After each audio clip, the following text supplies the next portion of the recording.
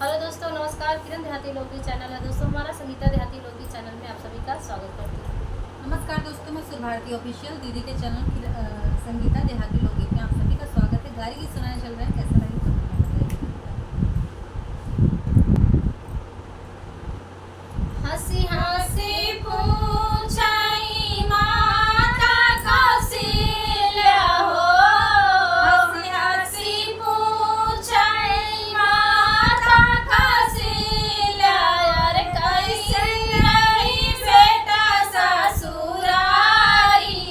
हाँ, सीताराम से बनी